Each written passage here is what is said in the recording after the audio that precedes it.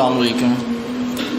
Doctor साहब, मेरा नाम शाहिद है और मैं एक इदारे में कैशियर हूँ और कुरान पाक का भी एक छोटा सा तालिब इल्म हूँ। मेरा सवाल ये है कि आजकल हमारे यहाँ अहले सुन्नत की एक जमात लोगों को अल्लाह के रास्ते में बुलाने के लिए मस्जिदों में और बाज़ारों वगैरह में दीन की दावत के काम में मशगूल है।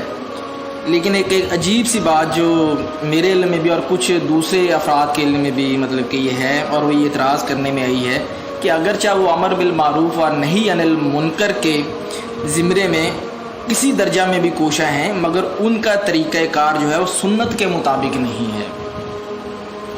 हर नमाज खुसूसन असर के बाद उनकी अपनी एक किसी आलम दीन की एक किताब है, अहादीस की मुस्तार ली हुई किताब है और रसूल अल्लाह के फ़रमान है उसमें, मतलब कि सारे के सारे जो भी मतलब कि शामिल हैं उनको पढ़ते और पढ़ाते हैं। लेकिन अगर कोई मुसलमान उम्मत बेशक नीयत की पाकीज़गी में इंतहा दर्जे की बुलंदी पर भी क्यों ना हो, लेकिन जो चीज़ कुरान की कुव्वत तस्खीर में शामिल है उसको किसी दूसरी किताब के अंदर रख कर उसके ज़रिए से लोगों को कायल करने की कोशिश की जाए, तो क्या ये दुरुस्त होगा? और इसके मामले में मैंने देखने में आया है कि काफ़ी लोग भी वाक़यातन ये है कि वाकई वहाँ पर आ जाते हैं, लेकिन चूँकि उसमें बुनियादी फंडामेंटल्स जो हैं उनको डिस्कस नहीं किया जाता, सूद वगैरह को डिस्कस नहीं किया जाता है, दीन की इकामत के सिलसिले में उसको डिस्कस नहीं किया जाता है। सिर्फ ये कहा जाता है जी कि आप मतलब कि नमाज पढ़ लो, रोज़ा रख लो, ज़कात दे दो जी, यानी कि सब अपना कह लें कि वो एक नारा कहते हैं कि काफरों को मतलब कि मुसलमान कर लो तो ना रहेगा कुफर, तो मतलब कि सभी ठीक हो जाए खुद ब खुद। तो इसके ज़रिए से क्या ये जो चीज़ है किसी दूसरी किताब के अंदर रख कर आपने बहुत बात लंबी कर दी है और इसको समझना, तो क्या ये जायज़ होगा? क्योंकि तमहीद बगैर असल में मैं वो बात जो समझाना चाहता हूँ, कहना चाहता हूँ, वो मतलब कि पूरी नहीं हो पाएगी जो कि देखने में मतलब कि आ रही। बस मेरा यही सवाल है कि किसी किताब के ज़रिए से जो कि कुरान पाक में खूबी हैं वो समझना वो जायज़ है कि नहीं। तशरीफ रखें। देखिए, असल में अगरचे आपने उस जमात का नाम नहीं लिया, लेकिन मैं समझता हूँ कि सभी समझ गए हैं कि ये आप तबलीगी जमात के बारे में बात कर रहे हैं। हमारा एक मुस्तकिल उसूल ये है कि हम जमातों पर नाम लेकर और उनको उनकी नफ़ी करना, उनकी तरदीद करना, उन पर तनकीद करना, ये हम आम तौर पर पसंद नहीं करते। हमारा काम ये है कि हम अपनी जो मुस्बत दावत है जिस अंदाज में वो पेश करते हैं। अलबत्ता आपने जो बातें कही हैं उसमें कुछ थोड़े थोड़े मुगालते हैं। फी नफ्स ही हदीस का मुताला, ये भी कोई बुरी बात तो नहीं है।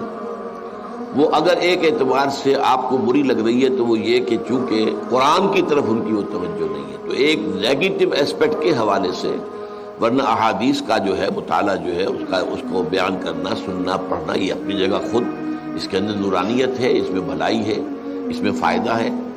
अलबत्ता ये ज़रूर है कि उस किताब में ज़ईफ़ हदीसें भी बहुत ले ली गई हैं, यहाँ तक कि मौजू अहादीस भी है। ये असल में ये कि नेकी की तरगीब देने के लिए कुछ किसी ज़माने में लोगों ने झूठी हदीसें भी गढ़ी थी, मुहद्दिसीन ने इसकी पूरा तज़किया किया कि लोगों को ये बताया जाए कि इस छोटे से काम में इतना बड़ा सवाब है तो लोग उसको करने पे आमादा हो जाएंगे, लिहाजा झूठी हदीस घड़ दी। तो उस किताब के अंदर उसमें खामी असल में ये है, हदीस फी नफ्से ही, और हदीस अगर सही है और मुस्तलद है तो वो तो नूरानी है हमारे लिए। अलबत्ता उसका करना तो अपनी जगह पर सही है, लेकिन अगर वो कुरान की जगह ले ले तो ये मामला गलत हो जाएगा। तो ये दर हकीकत गर हिफ्ज़ मरातिब न कुनी ज़िंदगी, सबसे पहले कुरान होना चाहिए, उसके बाद हदीस होनी चाहिए। पहली बात तो ये है। दूसरी बात ये है कि इनके यहाँ असल में वो सारा जोर जो आपने दिया है कि जब सब ठीक हो जाएंगे इस्लाम का निज़ाम आ जाए, ये बात गलत है। इसकी हम तरदीद करते हैं कि अगर सिर्फ दावत और तबलीग से इस्लाम कायम हो सकता तो हुजूर से बड़ा मुबल्लिग और दाई तो कोई ना हुआ है ना होगा। जब हुजूर को भी अपनी दावत के बाद और दावत के नतीजे में जो आए उन्हें मुनज़्ज़म करके जमात बनाकर और फिर बातिल से टकराया नहीं हुजूर ने, और फिर जंगों की नौबत नहीं आई, और जबकि उन लोगों को भी युकातिलून फी सबलिल्लाह फयक्तलून व युक्तलून, इस मरहले से नहीं गुजरे, कत्ल करते भी हैं, कत्ल होते भी हैं। ग़ज़वा बदर में 70 जो है तरशी मारे गए और 14 सहाबा जो है शहीद हुए। ग़ज़वा उहद में 70 जो है सहाबा शहीद हो गए। तो इस तरीके से ये तो हुआ है। لیکن اس کے بغیر اگر آپ سمجھیں اپنی جان دیے بغیر کہ آپ اسلام دنیا میں نافذ کر دیں گے تو وہ انہونی بات ہے. وہ بھی گویا کہ ایک اعتبار سے سیرت النبی کا صحیح مطالعہ نہیں ہے، اور اس سے در حقیقت اور اس میں بھی یہ ہے کہ وہ نہی عن المنکر کی بات نہیں کرتے ہیں، بلکہ صرف جو ہے فضائل کے حوالے سے، اس کتاب کا نام بھی یہی ہے فضائل، تو فضائل کے حوالے سے نیکی کی تلقین تو کرتے ہیں. لیکن ہم یہ کہتے ہیں کہ ٹھیک ہے اگر کسی کی تلقین سے ایک بے نمازی نمازی بن جائے، روزہ نہ رکھنے والا روزہ رکھنے لگے، داڑھی شیو کرنے والا داڑھی، تو اچھی بات ہے، بری بات تو نہیں ہے. لیکن یہ ہے کہ اگر آپ دین کا پورا تصور پیش نہیں کریں گے تو پھر وہی ہے اس منفی پہلو کی وجہ سے اس کے اندر کمی واقع ہو رہی ہے. ورنہ فی نفس ہی نیکی کی تلقین، بھلائی کی تلقین، اگرچہ اس کے اندر معاملات کو بھی لانا چاہیے جو وہ نہیں لاتے، پھر سیاسیات کو لانا چاہیے، نظام کو لانا چاہیے. سب سے بڑی بدی جو ہے وہ نظام باطل ہے، نظام کفر ہے، اس کی نفی ہونی چاہیے، اس کے خلاف جد و جہد ہونی چاہیے. تو یہ ہے وہ چیزیں کہ جو کچھ ان کے ہاں نہیں ہے، اس کی وجہ سے جو کچھ وہ کر رہے ہیں وہ میرے نزدیک محدود سا ہو کر رہ گیا ہے. لیکن یہ کہ بہرحال پھر بھی کسی نہ کسی درجے میں فائدے سے خالی نہیں ہے.